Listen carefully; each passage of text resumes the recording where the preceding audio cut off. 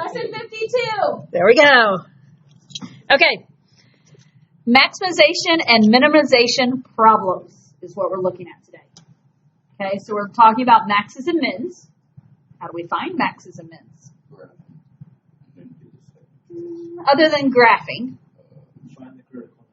Okay, critical numbers, which means we're finding the critical numbers are found as a result of finding the derivative.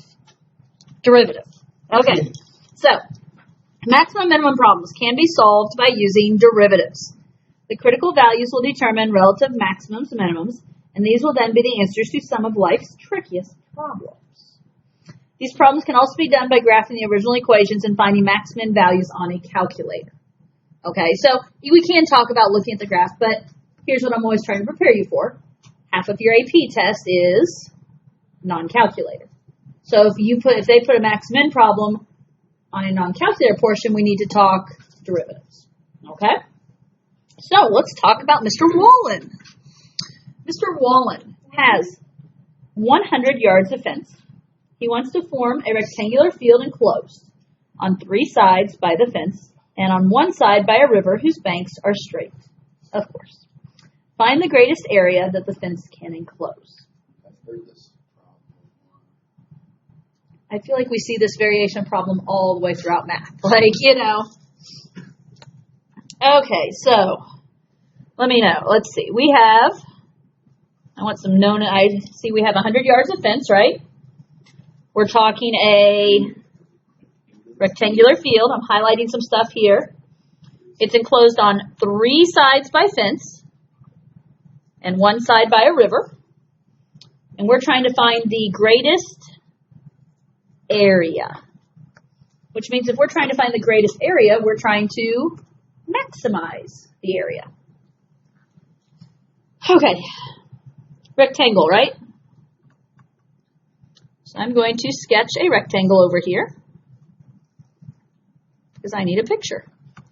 And I'm going to extend this one side, this bottom side, and so this side represents my riverbank. That, of course, happens to be straight because all riverbanks are straight, right? Okay.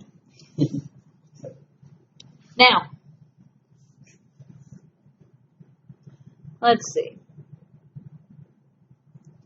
We need some variables, right? I guess I'll write it down here too. This is my river. Trying to decide which way. Probably the easiest way. These 2 sides are my widths, right? Let's pick a variable for them. I'm just going to W, X. I was just saying X. Would it be better if I do W? Either will work. And then, the top one, I'm going to kind of refer to as Y for the moment, but here's the deal, is I want this entire rectangle to be defined in terms of X. Okay, so the idea is we have 100 yards of fence, right? What's that 100 yards of fence have to cover? The 3 sides, right? So it has to cover X plus Y equals 100. So can you solve that for Y then? So then you know that 2X plus Y is 100. And so what is Y equivalent to? Y is equivalent to 100 minus 2X. So I'm going to label that top side as 100 minus 2X. And I guess I probably should have mentioned or labeled up ahead. We said let X equal the width, right? So we used X as width, and we'd already talked about the fact we had 100 yards of fence. Okay. We're trying to find the greatest area, yes? So we need to write an area formula. What do you know about area? Okay. Length times width, length times height, side times side of a rectangle, right? So what are my sides? x and 100 minus 2x. So I'm going to call this a of x for area.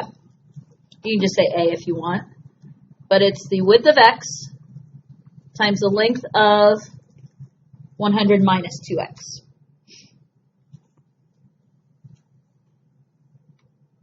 Can we multiply that? So if I multiply that out, a of x is equal to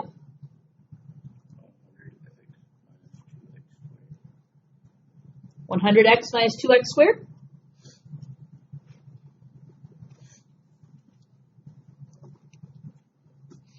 Okay, what are we trying to do with this area? We're trying to find the greatest area, right? So we're trying to maximize it. How are we going to do that? What do we need to find? In order to find a relative max or min, we need to find our critical numbers, which means we need to find derivative. So, in other words, when you're asked to maximize or minimize something, we want to talk derivatives. So, first derivative, what is the derivative of 100x minus 2x squared? Minus 4x. 100 minus 4x. Okay. Yeah, I like putting the x's first. That's fine. I would say that like that too. Nope, I get it. If you reverse that, that's fine. Not a problem. Okay, so there's my derivative. What do I need to do with this derivative? How do I find critical points? Set it equal to 0. So 100 minus 4x equals 0. Can you solve that? Equal 25. Negative 4x equals negative 100. X equals 25.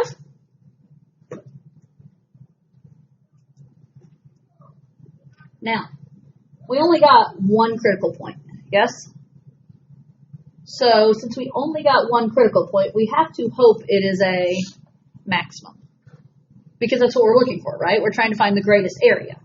And we only got that one critical point. However, if it's a minimum, we have a serious issue on our hands. So do you remember talking about the first derivative test and second derivative test? And how we talked about those? And determining, is this point at 25 a max or a min? Okay. What I want to look at is I want to look at the second derivative. And I want to use that to help us prove it, so to speak. Okay. So, I'm going to bring it up here. What is the second derivative of 100 minus 4x? Or, I guess it's the first derivative of that. But what's the derivative of that?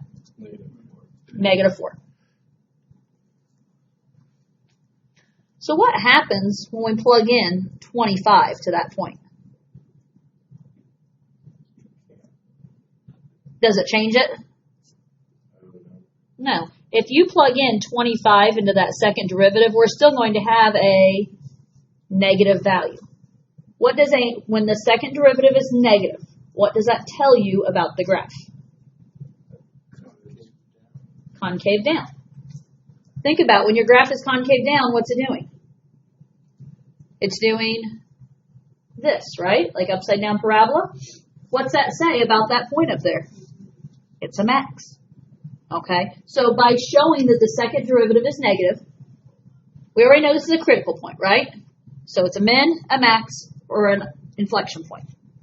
Because the second derivative is negative, that means it's concave down, which makes it a max. But if it's positive, it'd be concave up. It'd be concave up, and that would make it a minimum, and then this whole problem would be, it would be an inflection point. So it's where the concavity changes. If the second derivative is equal to 0, yes. Okay, so what I'm going to write here. Oh, we do still need to finish. Okay, so writing this down as my proof, and I have to do one little bit more work. Second derivative was negative. And so that means that it is concave down, which thus means it is a max. I'm probably off the screen there. Okay, so that's kind of your thought process that should be going. If you were doing an open-ended question on the AP test, you would need to put that in writing. Okay. The second derivative has a negative value at x equals 25, and thus it's concave down in a max. Okay. What did the question ask us to do? Find the greatest area. How do I actually find the greatest area? Okay. My max happens at 25, so plug in 25 to the original. So we're finding A of 25, which is 25. Well, I'm using 25 times 100 minus 2 times 25. Use another variation if you want. So 100 minus 50. 50 times 25.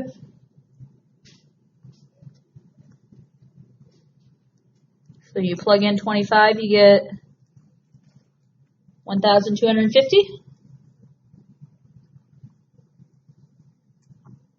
1,250 what? Because they're asking for area. It's squared. Because they gave me yards originally. It's yards squared.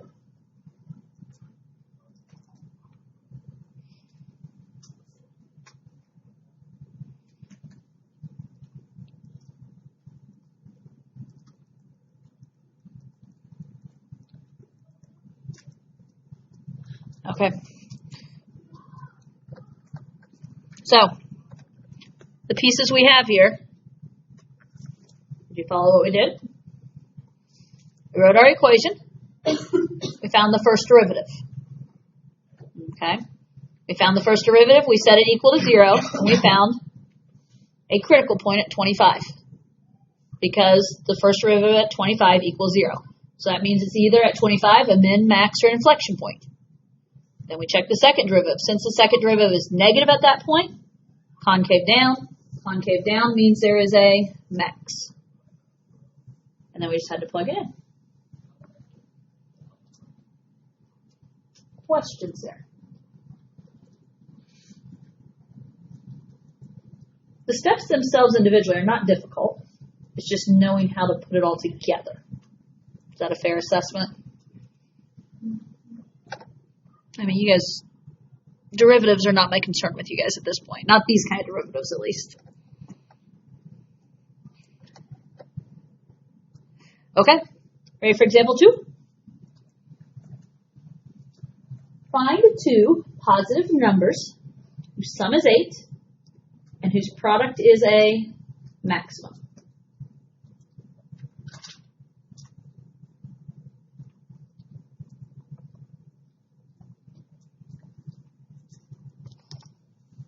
Okay, so I need two positive numbers. Sum is 8. Product is a maximum. So again, we're trying to maximize. Any thoughts of where I can get started here? Set two numbers equal to 8. Not, what do you mean two numbers equal 8? Like variables, yeah. Okay. And what's being done with those two variables when they equal 8? They have a sum of 8. So if their sum is 8, how about x plus y equals 8? Yeah. Okay. I wasn't 100% sure if that's what you meant or not. That's what I was trying to. I mean, like two numbers. I mean, like just two random. Yeah. So my two random numbers are x and y. An equation that relates this is they have to have a sum of 8. What else are we talking about? We're talking about a product, right? Now, it doesn't tell us what the product will equal, just that the product is a maximum. What do we mean by product? Multiplication. So the other equation I'm going to write is just P equals XY, as in product equals XY. Because that's what we're trying to do. we're trying to maximize the product. So the product is what I need to be able to take the derivative of. Thoughts on what needs to happen before I take the derivative? Do I want to take the derivative with two different variables here? No. How can I relate and put these variables so it's just one variable?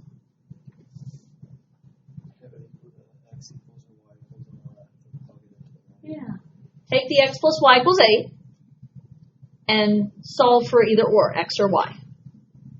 So if I solve this for y, then what do we know? Y is going to be? No, 8 minus x. Okay. I can go with 8 minus x or negative x plus 8. Your pick. I Okay. wrote it down wrong. I started right down what you said, and I was like, wait a minute. Reversed. So now we're going to take this 8 minus x and rewrite our product equation. X is going to stay x. Every place I see a y, I'm replacing it with 8 minus x. And what do you know about x times 8 minus x?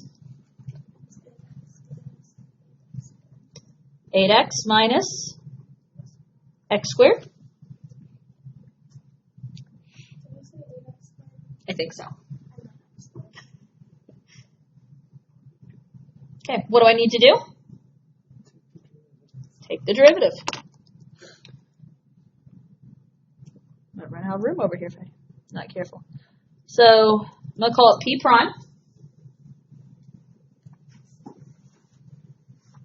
What's the derivative of 8x minus x squared?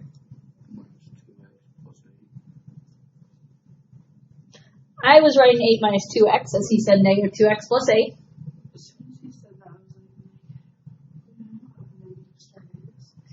Either way, doesn't matter to me. Okay. Now what do I do?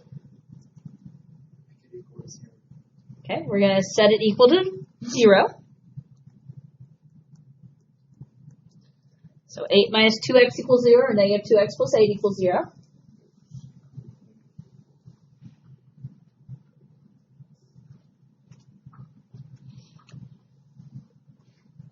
Somehow or another, x equals 4. Can you agree to that? I subtracted 8 over and then divided by negative 2. I'm not sure why I did it that way, but whatever. So what do you know is happening at 4? We're hoping it's a maximum. Officially, do I know that right now? No. I mean, I'm being technical here, okay? I mean, I get it. But what we know right now is that the derivative at 4 is equal to 0. And since the derivative at 4 is equal to 0, officially we know that it's either it's a critical point, right? It's a min, max, or an IP. Now, how do I show that it's a maximum? Yeah. Yeah. Take your second derivative of the problem. So my second derivative is going to be negative 2. Officially, you have to plug that point in. So we have to plug 4 in. But when you plug 4 in and there's no x value, my second derivative is still negative 2.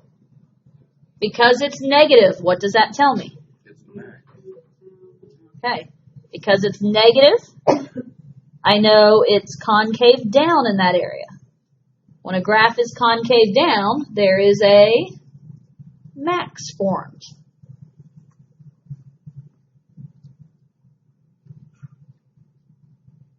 So, how do I answer this question?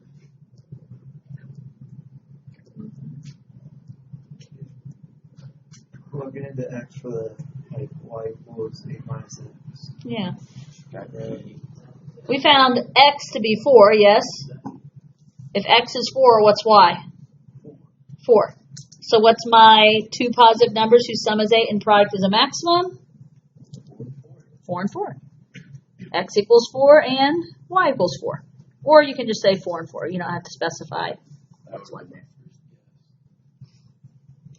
And you'll learn that usually the number times itself is usually the max. That is usually true. So, okay. Probably one of the hardest things about these types of problems, guys, is writing the initial equations to start your problem off. Being able to figure out what you need to write. And that it takes practice more than anything. Okay, one more problem, right? Okay, example 3. Make an open top cardboard box by cutting squares X inches on a side from each corner of a 12 by 15 inch piece of cardboard and folding up the edges.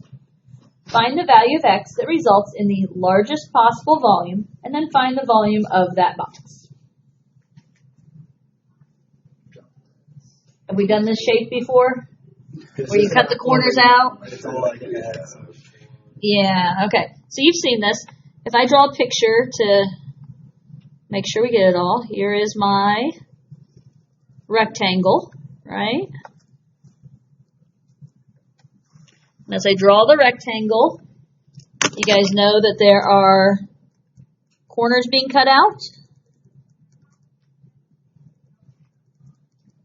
So you can fold up the sides. The corners that are being cut out are X by X, right? And what else did we know? Yeah, it was a 15-inch by 12-inch piece of cardboard.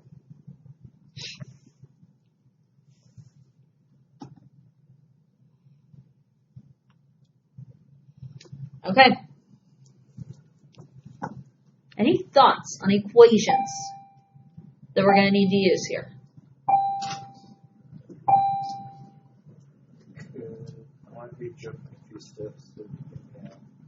Could we do 12 minus 2x times 15 minus 2x times x? Yes. I'm going to back that up, but yes. I don't know if everyone else knows where he's at, or I'm going to back it up for that reason, because I don't know if everyone else knows where he's at. What is it we're trying to write an equation for? Largest possible volume, right? So we're trying to maximize volume. So you need a volume formula. So we're doing volume of a box, right? We're making an open top cardboard box. What's volume of a box? Length times width times height. Now, obviously, I can't have 3 different variables. What's the variable we're putting this in terms of? The x. If this whole side is 15, what do you need to know? Once you fold up the corners, this little piece is, take the 15, subtract off each x, so 15 minus 2x. The side that's 12, once you take off the 2 corners, it's 12 minus 2x. You've seen this visual before. We've done it. And we're doing something different with it here. But so, volume is equal to, what would you like to call the length?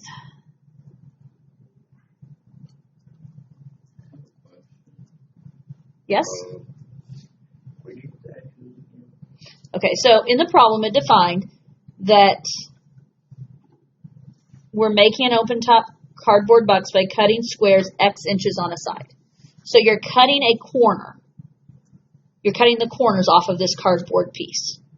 And it says that they are X inches on a side. Yes. Okay, so maybe you're cutting off 5-inch corners. But we don't know, so we're just calling that X. And then those remaining, it's kind of like, I think of as like tabs or whatever that you're going to fold up. Does that help? Yeah. I've come to the conclusion, I just need to I need to get a piece of cardboard and just cut the corners out so you can see it. Like, so I have a visual for you guys whenever we talk about this.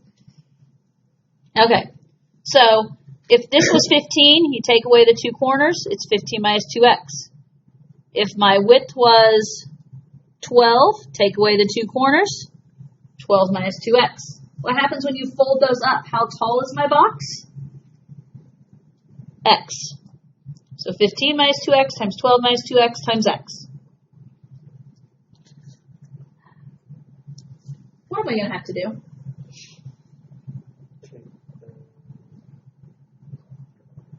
No, say it. Take the derivative. We're going to take the derivative. What would be better to do before we take the derivative, though? Take out the times x. Yeah. I would say multiply this all out. Because right here, we have 3 products. Well, we don't really have a product rule for multiplying 3 things, and product rule is just extra work. I would say FOIL this all together, and then we'll take the derivative. Does that make sense to you? I mean, math-wise, I know we don't want to FOIL this together necessarily, but it's still better than the alternative. So, if I FOIL, 15 times 12 is? Wow. How about 180? 12 times 12. 12 times 12. I mean, I was going to roll with what you said. I'm not even going to. Okay, so, and now, can I go ahead and multiply the x in as we go? Are we talented enough? 15 times 12 is 180, but then when you also multiply that GCF of x in, it's going to be 180x. Okay. My outsides, 15 times minus 2, so minus 30x. My insides, minus 24x. So minus 30 and minus 24x are minus 54x. Times this x out here, minus 54x squared. Last, minus 2x times minus 2x. Okay. It would be 4x squared times the x outside is plus 4x cubed. Okay. So we multiplied it out. Now we're finding the derivative. We need our critical points. Derivative is 180. 180 108x minus 108x plus 12x squared. plus 12x squared. After you find the derivative, set it equal to 0. Can we take a 12 out of everything? That would be most excellent. Can we take a 12 out of everything? Wade's already been over here pushing the numbers in the calculator to make sure it works. Okay, so can I go ahead and factor a 12 out as I set this equal to 0?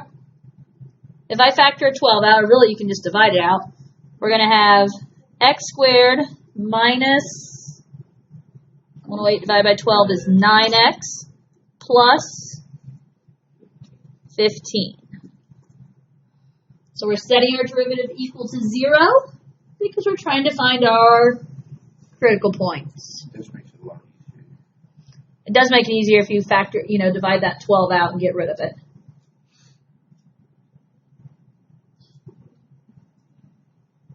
Next step. I wouldn't do second derivative yet. Do the factor it out and x go to Set it equal to 0. Okay. So we need to figure out how to solve x squared minus 9x plus 15. 2 parentheses, product of 15, sum of negative 9.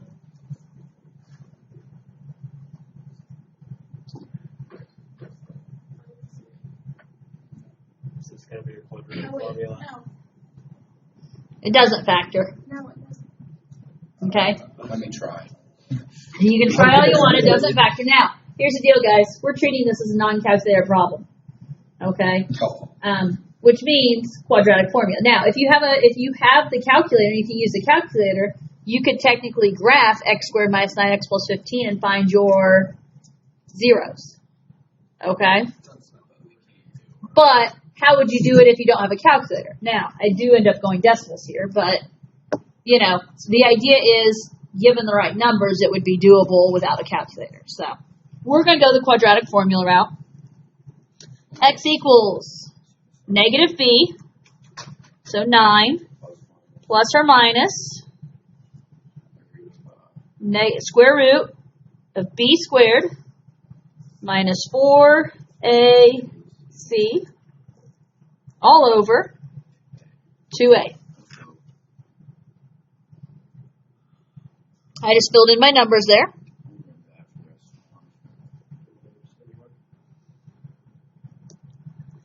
9 plus or minus the square root of 81 minus 60, which is 21, all over 2. Now, I am going to end up using a calculator because this is not something that I can just do. You know, it's not happening. So if I punch these in on the calculator, Look, okay. 9 plus square root 21 divided by 2. And I'm going to go up and copy that and change my sign to a minus. And I get those two answers. Notice we have two answers here. So I'm going to write down 6.7913 and 2.2087.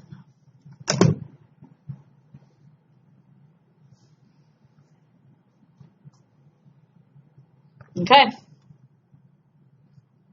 Next step is actually important in this problem. Yeah. Do we know our answer at this point? The last two problems we had a good guess, but we, had to officially check. This one, 50-50 shot. We don't know. So, let's go and talk second derivative so we can figure out where's a min and where's a max, or whatever they are. What is the second derivative of my original equation?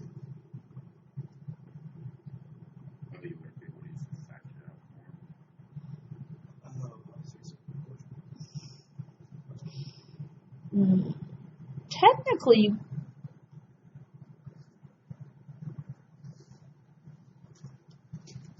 could you? I feel like you probably could, but I don't know if I'm just going to go with, I'm just going to go with if we just take the derivative here. Can we try it after notes though? Sure.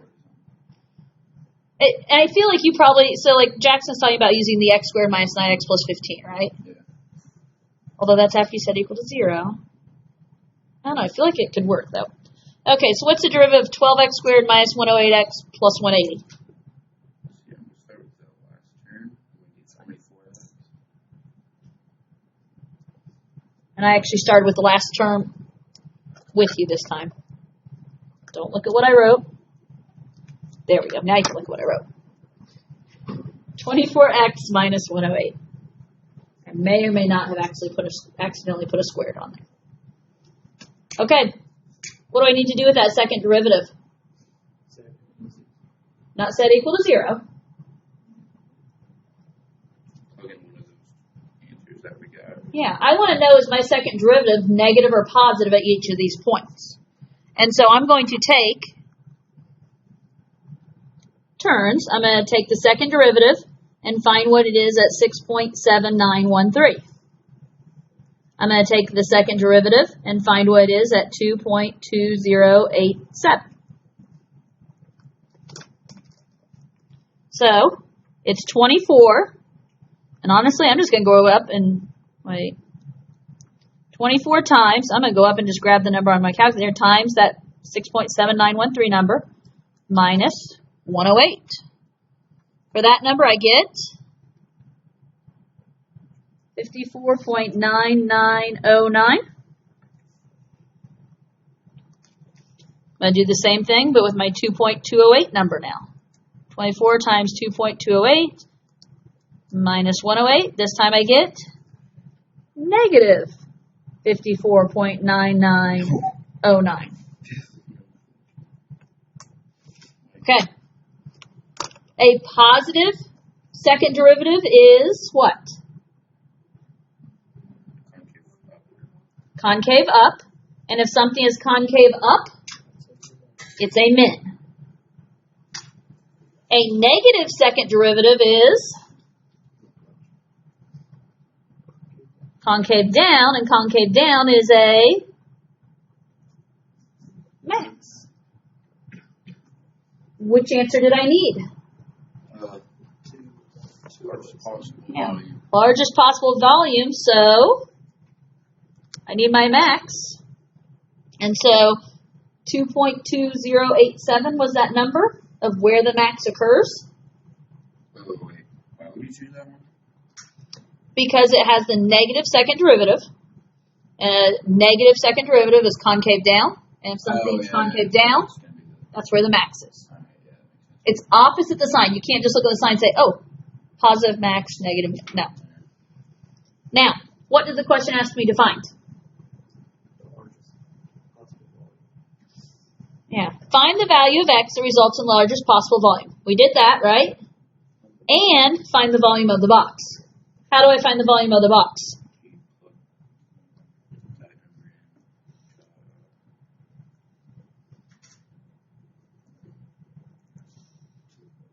So 180x minus 54. Okay. Plug it into the original volume equation, right? So, my calculator is going to do math, so I'm plugging in that 2.2087 number. And it was 180 times that number, and I just copied it, minus 54 times that number squared,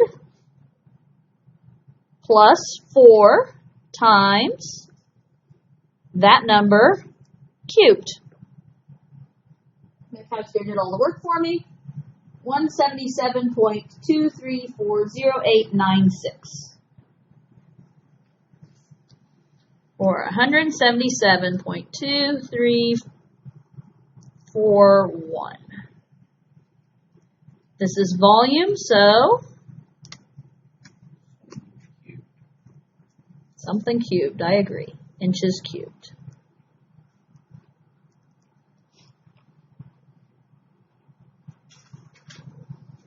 That was the perfect amount of room in the last. You left the right amount of room, huh? Yeah, I like it when you understand the last one. As I said, I think the hardest part about these is setting up the equations. Like, Yeah, just